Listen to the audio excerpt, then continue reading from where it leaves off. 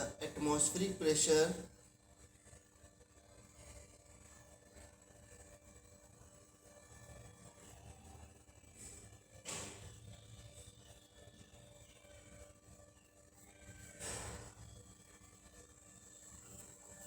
on Mars is 0.61 kilopascal. What is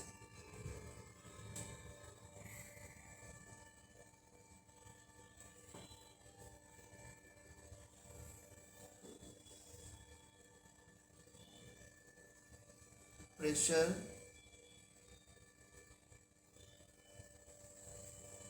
in millimercury of Hg? Simple question है।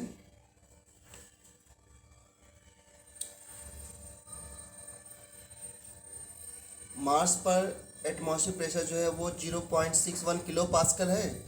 तो इस pressure को आपको मिलीमीटर ऑफ मरकरी में कन्वर्ट करना है। So how will you solve this question? आपको सबको पता है ना कि 1 atm में अप्रॉक्सीमेटली कितने पास्कल होते हैं? 1 atm equal 1 into 10⁵ newton per metre square equal to 10⁵ pascal. क्या मैंने सही लिखा है? क्योंकि मुझे भी याद नहीं रहता यूनिट। सही है एकदम Hemant? Approximately? Yes sir. Okay. So और मुझे ये बताइए कि 1 atm कितने मिलीमीटर के बराबर होता है? 76 centimetre of mercury equal to 760 mm of mercury, right? तो क्या अब ये क्वेश्चन हो सकता है आराम से? पहले आप पहले आप क्या कीजिए कि इस पास्कल को पहले क्या इस पास्कल को एटी में कन्वर्ट करना है। So now 0.61 kilo pascal equal to 0.61 into 10⁵ pascal. Okay, and इसके बाद क्या हो जाएगा?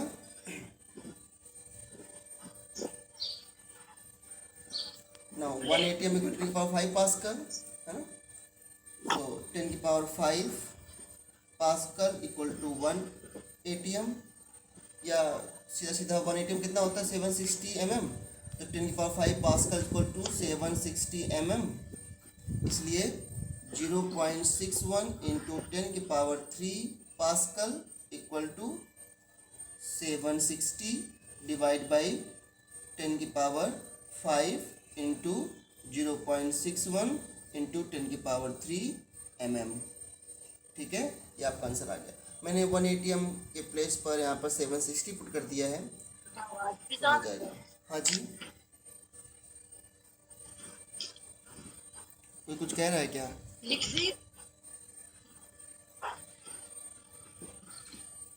760।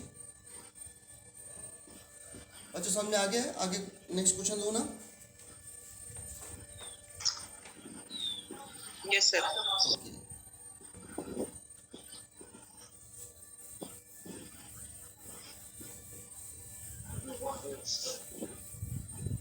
Yes sir. Okay okay okay. Question number 2। Sir. हाँ जी, बोलो। सर, चार्ल्स लॉ की मैथमेटिकल इक्वेशन क्या है सर? बताई थी उस दिन मैंने। वी, ये इक्वेशन नहीं है, V T equal to V naught 1 plus T upon 273।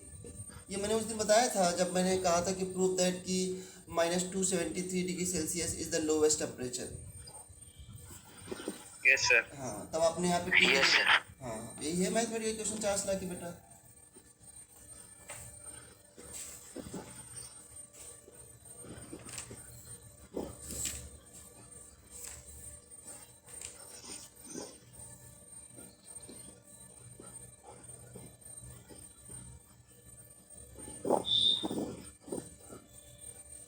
बच्चों आप लोग पता है कि Dalton's law of partial pressure किसके लिए एप्लीकेबल होता है?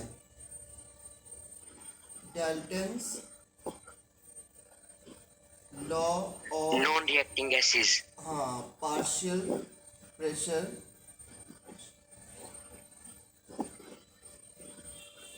is applicable for non-reacting gases। ये नॉन रिएक्टिंग गैसेस के लिए applicable होता है।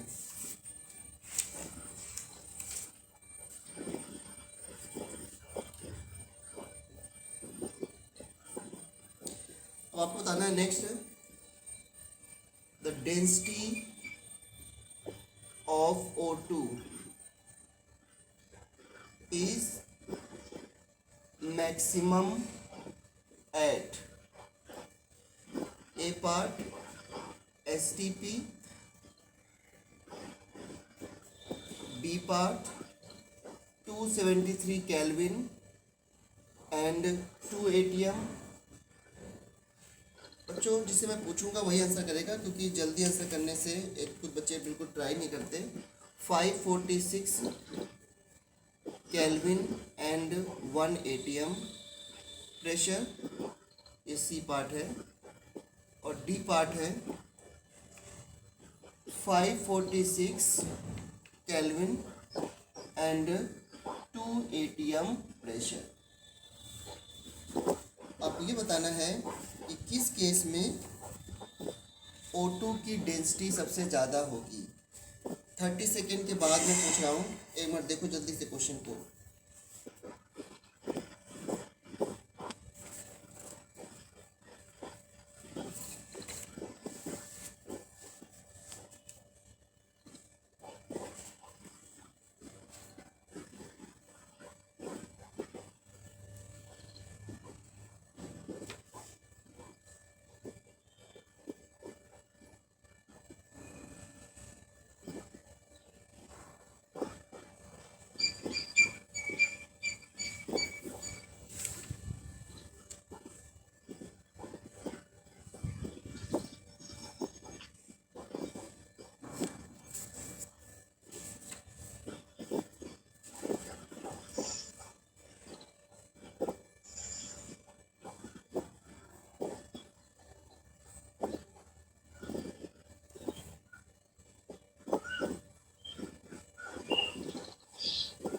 हाँ चलो मुझे बताना,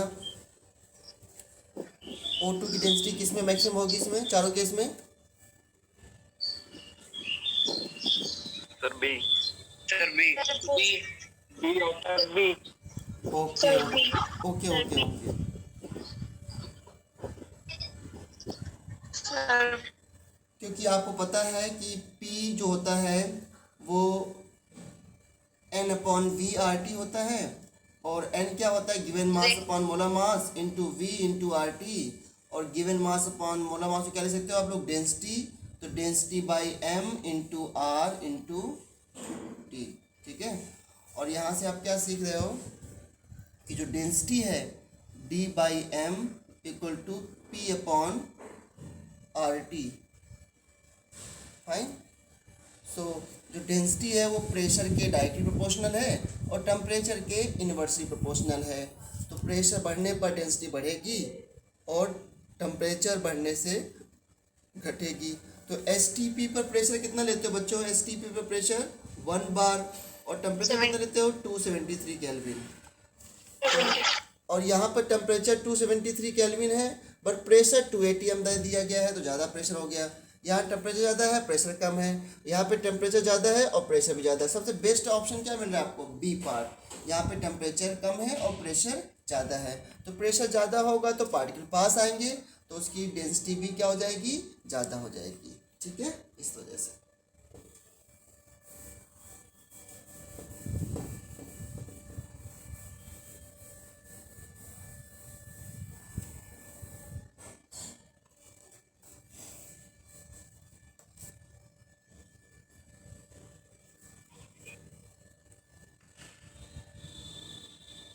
Initial pressure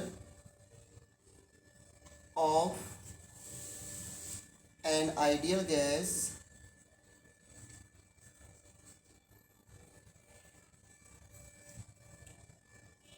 is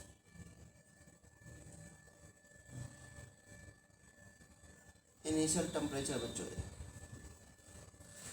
initial temperature of an ideal gas is 75 degree Celsius. At what temperature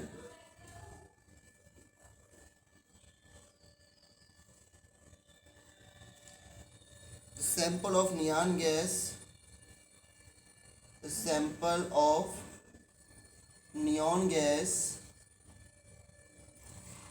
would be heated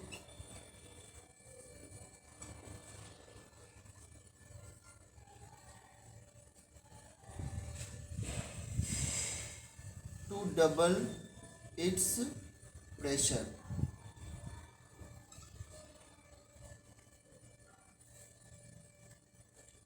If the initial volume is reduced by 15%, if initial volume of gas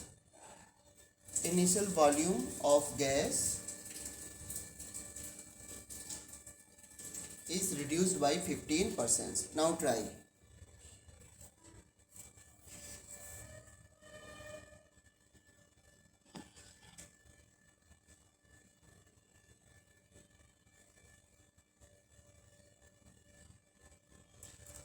पहले मुझे इतना बता दो कि इसमें आप फार्मूला क्या put करने वाले हो और कैसे सॉल्व करोगे इसको।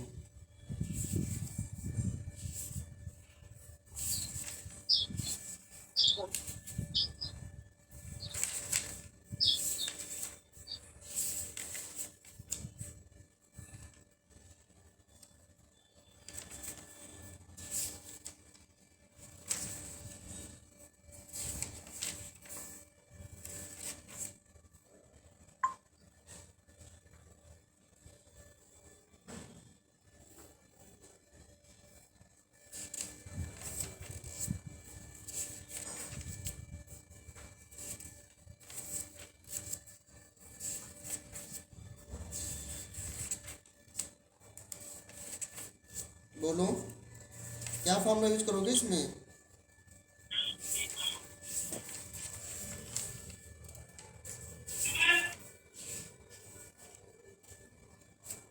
कोई बच्चा माइक अगर ऑन करता है तो उसको फिर से क्या बेटा, PV is equal to RT. इसमें क्या क्या चेंज हो रहा है, प्रेशर भी चेंज हो रहा है, वॉल्यूम भी चेंज हो रहा है और टेम्परेचर भी चेंज हो रहा T1 है। into V1 upon T1 equal to P2 V2 upon T2. हाँ, इसमें क्या सारे फैक्टर चेंज नहीं हो रहे हैं।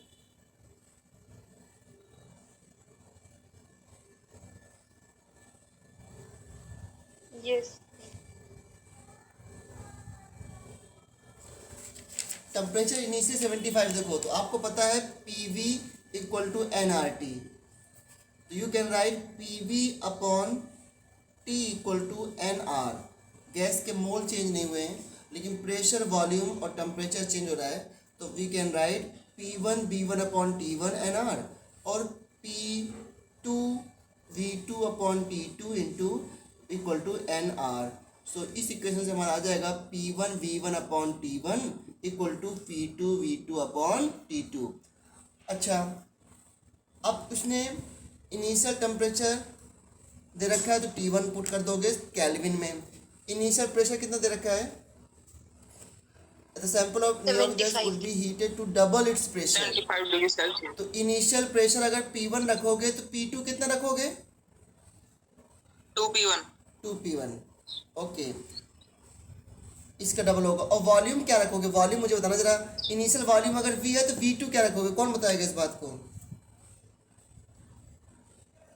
V1 minus 15 upon 100 into V1. Yes.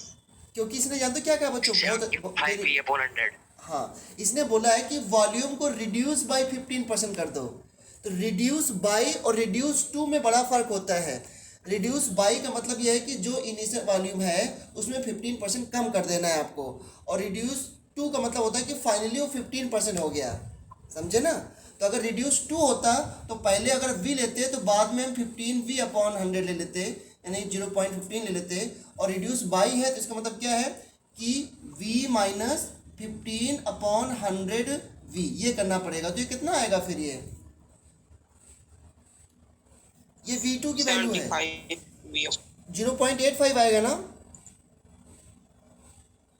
Yes. हाँ यस सर। हाँ बिल्कुल सही, ध्यान लगा। रिड्यूस बाई का मतलब क्या है, तो P1 को हमने P पुट किया, V1 को V पुट किया, और टेम्परेचर इसमें 273 ऐड करूंगा तो कितना आएगा, आप पुट करना है यहाँ पर। P2 कितना पुट करूंगा 2P, और वॉल्यूम कितना पुट करूंगा यहाँ पर 0.85, क्योंकि 15% रिड्यूस हो गया फाइनल वॉल्यूम, ठीक है। रिड्यूस बाई है, डिवाइड बाई T2, ये आप T1 T2 खुद पुट करो और मुझे बताओ जल्दी से T2 की वैल्यू क्या आएगी, बहुत जल्दी। 522 केल्विन।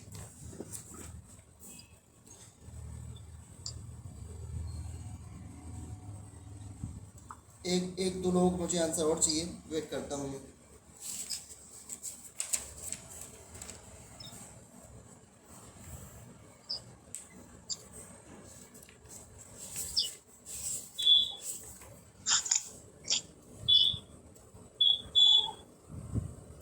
बेटा माइक ऑफ कर दिया करो आप लोग।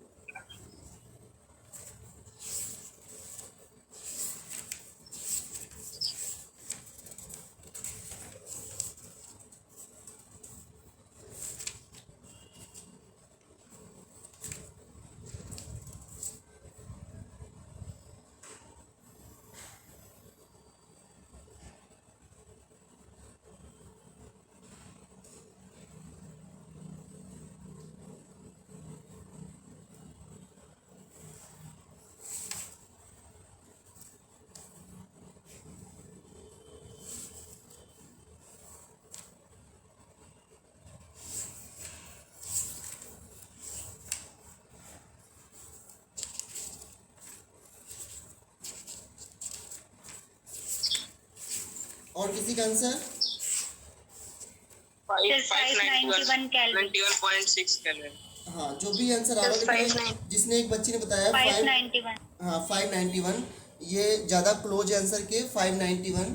तो 591 केल्विन, 591 केल्विन T2 की वैल्यू आ जाएगी। T1 में आप क्या पुट करोगे 273 + 75 है ना, तो ये वैल्यू आ जाएगी। बाद में डिग्री सेल्सियस में चाहिए तो डिग्री सेल्सियस में पुट कर देना, बट ये बहुत ही अच्छा क्वेश्चन था। चलो आते हैं नेक्स्ट क्वेश्चन की तरफ।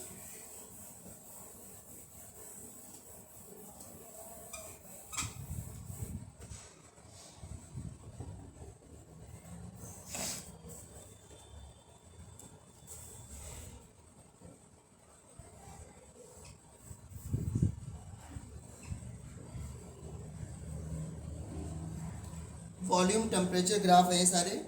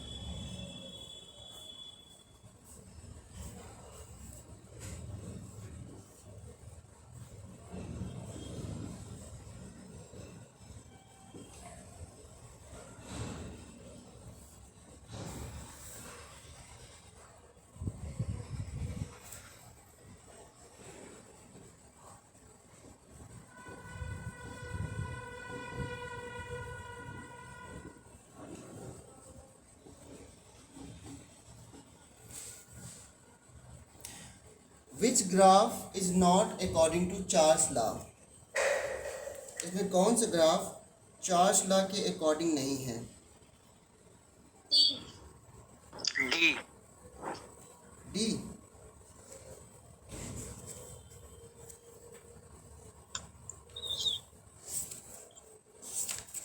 ऐसे ग्राफ में अगर आपको बहुत इनकरेक्ट कोई मिल जाता है तो कोई दिक्कत ही नहीं है, सिर्फ आपको जो नेक्स्ट ग्राफ है उनमें ज़्यादा माइंड यूज करने की जरूरत नहीं है।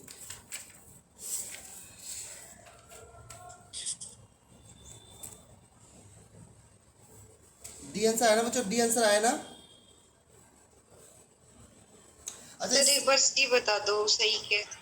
कौन सा? सी ये बी समझ में आ गया? बी बी में Yes, तो sir. v equal to k T है ना, तो v equal to k T में log v equal to log k plus log t है ना, तो ये इसका इंटरसेप्ट हो जाएगा और ये log v और log k टी में ग्राफ खींचोगे तो ये इंटरसेप्ट log k हो गया और ये बढ़ता रहेगा पॉजिटिव स्लोप के साथ, तो इसलिए b में तो कोई दिक्कत नहीं है। और a तो हमने प्लॉट ही किया था। अब इसमें जो खींचा ग्राफ प्लॉट किया गया सी में, तो v इक्वल टू के इंटू टी। ओके, सो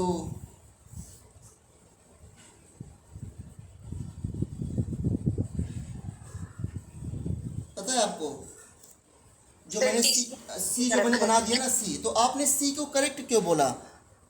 सी भी तो इनकरेक्ट है, सी ऐसा कैसे आ सकता है? यस सर वही तो। इनकरेक्ट। सी भी इनकरेक्ट है। और जानते हो क्यों इनकरेक्ट है? क्योंकि मैंने तीन ग्राफ तो पहला बोल लिखा ना। तीन ग्राफ तो एक ऑप्शन को देख के बना दिया और ये वाला ग्राफ ना दूसरे ऑप्शन को देख के बना दिया, इसलिए सी भी इनकरेक्ट हो गया। और क्यों इनकरेक्ट हो गया? क्यों? क्योंकि v इक्वल टू क्या होता है? के इंटू टी। ध्यान देना, v इक्वल टू के इंटू टी होता है।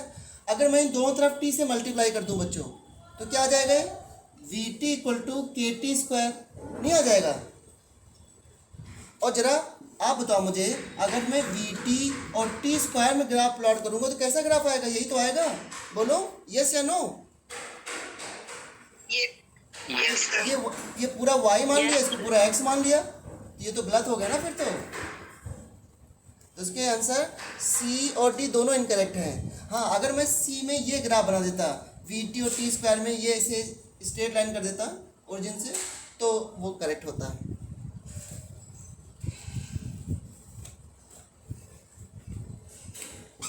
आप लोगों ने सिर्फ डी देख लिया, चलो किसी ने कह तो दिया कि नहीं सी बता दो मुझे, नहीं तो हो सकता था कि मैं इस क्वेश्चन को हटा देता और फिर गलत का गलत ही रह जाता। चलो, आप में से क्वेश्चन 6, आप में से किसी को पता है रिलेटिव ह्यूमिडिटी क्या होती है?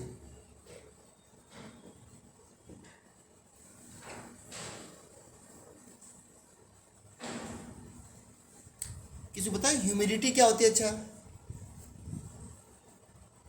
ये तो पढ़ा आपने, ह्यूमिडिटी बढ़ने से इवेपोरेशन घटता है, याद है ना 9th में? The increase in the water in the हाँ बोलो बोलो। The amount of water vapor present in air. Very good very good. Humidity मतलब होता है वाटर वेपर का एयर में प्रेजेंट होना, है ना? तो ह्यूमिडिटी क्या होती है?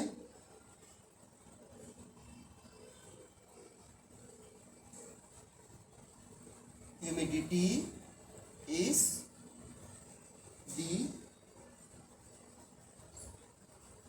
moisture, humidity is the moisture content in air.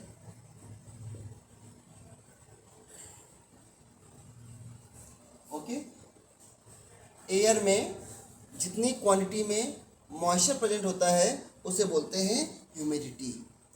और रिलेटिव ह्यूमिडिटी क्या होती है? RH relative humidity. तो देखो बच्चों, हर सब्सटेंस का एक टेम्परेचर पे वेपर प्रेशर होता है। और याद करो, मैंने एक दिन आपको वेपर प्रेशर के बारे में बताया था। वेपर प्रेशर क्या होता है? The pressure exerted by vapour over the surface of liquid when there is a rate of vaporization equal to the rate of condensation। बताया था मैंने ये बात। अब बच्चों मुझे बताना, अगर आप सी बीच के किनारे खड़े हो, समुद्र के किनारे, तो आपको कूल फील होता है, ये आपने इवेपोरेशन पढ़ा है क्यों? क्योंकि जो सरफेस होता है, सरफेस पार्टिकल होते हैं सी के, वो हमारे बॉडी से एनर्जी को एब्जॉर्ब करते हैं और इवेपोरेशन होता है, that's why we feel cool. तो इवेपोरेशन तो होता है, और इवेपोरेशन को इफेक्ट करने वाले फैक्टर क्या क्या होते हैं? Temperature and surface area and humidity, all that, ठीक है। तो ये बताना मुझे कि अगर वाटर इवेपोरेट कर रहा है तो वाटर 25 डिग्री सेल्सियस पे ज़्यादा इवेपोरेट करेगा, या ज़्यादा वेपर उसके प्रेजेंट होंगे, या 35 डिग्री सेल्सियस ज़्यादा प्रेजेंट होंगे वेपर उसके वाटर के? 35। मतलब कि हर सब्सटेंस का, कहने मतलब ये है कि हर सब्सटेंस का जो वेपर प्रेशर फिक्स होता है एक टेम्परेचर पे, ठीक है। हर सब्सटेंस का वेपर प्रेशर एक टेम्परेचर पे फिक्स होता है, ठीक है। अब जैसे मान लो हम ये मेजर करने जा रहे हैं कि एटमॉस्फेयर में कितना वेपर प्रेशर एयर के साथ, कितना वाटर एयर के साथ मिक्स है, ओके, कितना वाटर एयर के साथ मिक्स है, या कितना वाटर वेपर एयर के साथ मिक्स है, ठीक है। तो वाटर वेपर किसके साथ मिक्स है? एयर के साथ। Water vapour mix with air. तो इसलिए जब वाटर वेपर एयर के साथ मिक्स होगा तो फिर इसको हम जानते हो क्या टर्म बोलेंगे बच्चों? क्या टर्म बोलेंगे? ह्यूमिडिटी। नहीं, अभी ह्यूमिडिटी की बात नहीं है, इसे हम क्या बोलेंगे? Partial pressure. क्यों पार्शियल प्रेशर नहीं बोलूँ उसको? क्योंकि यहाँ पर एयर और प्लस वाटर वेपर है ना, तो जब दो कंपोनेंट एक साथ होते हैं तो एक के प्रेशर को क्या बोला जाता है बच्चों? Partial pressure.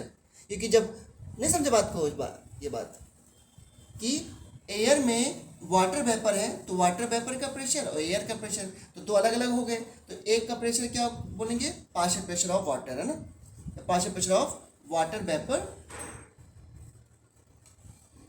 ओके।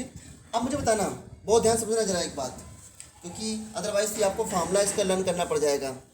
बात यह है, मैंने कहा कि वाटर का वेपर प्रेशर 25 डिग्री सेल्सियस पे कुछ और होगा, और 35 डिग्री सेल्सियस पे कुछ और होगा, 45 डिग्री सेल्सियस पे कुछ और होगा, 55 पे कुछ और होगा।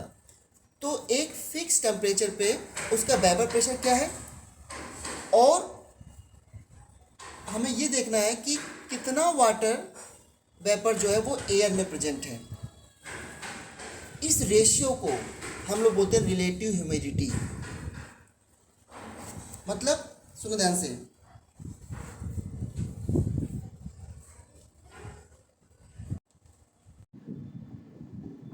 Partial pressure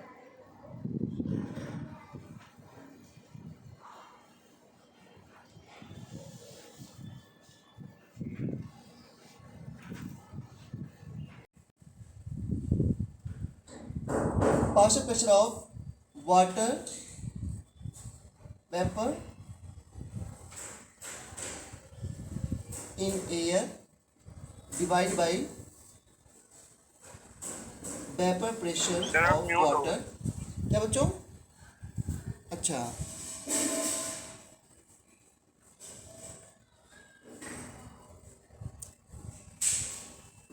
partial pressure of water vapour in air divide by vapour pressure of water, ये फॉर्मूला होता है सर आप म्यूट हो। इनटू 100। एक सेकेंड मैं लिख लूँ जरा। हाँ सर आप आप बोलो, म्यूट हो रखे हो। सर आप म्यूट हो। क्या हो गया?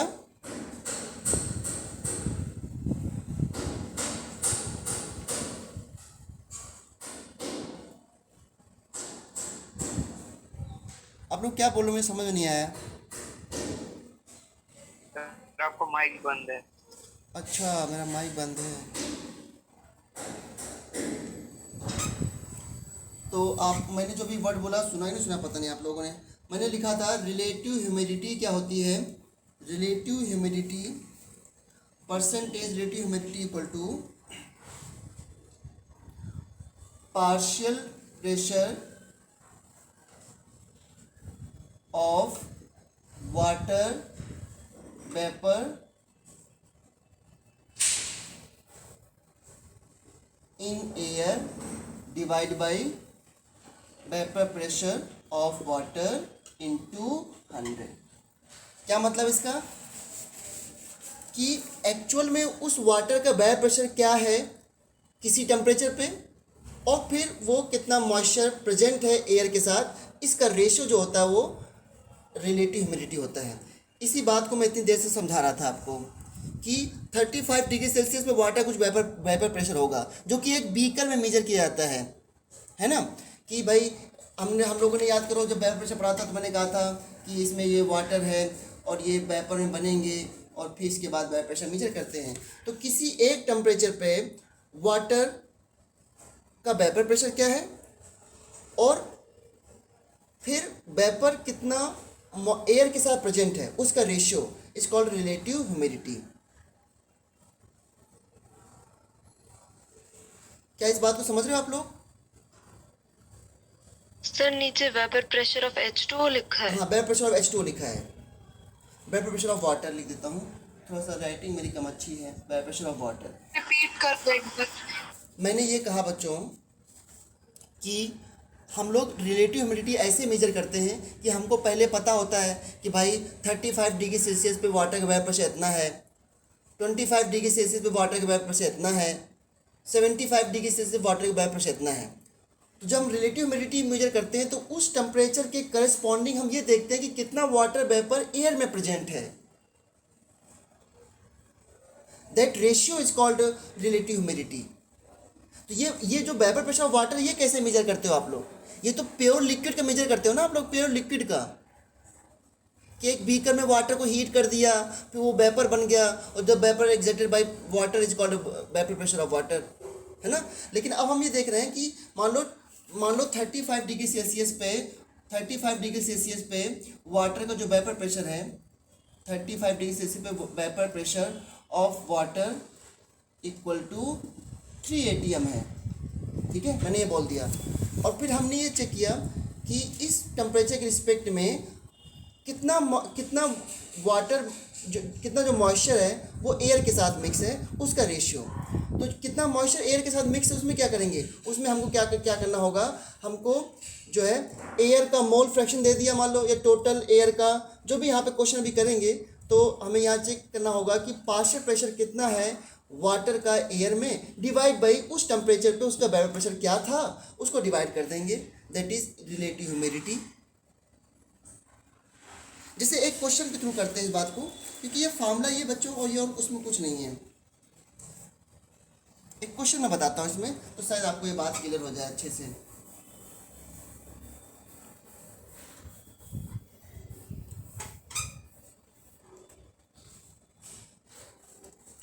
Question 7. On certain humid day,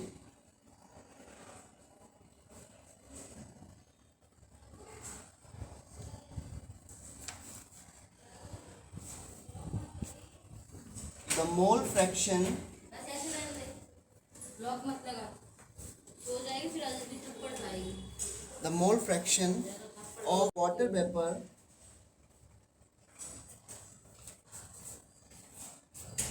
in air at 25 degree Celsius is 0.287. If total pressure of air is 0.977 bar, calculate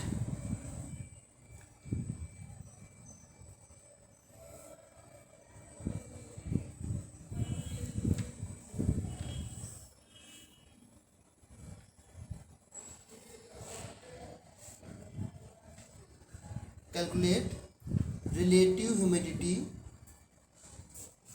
given है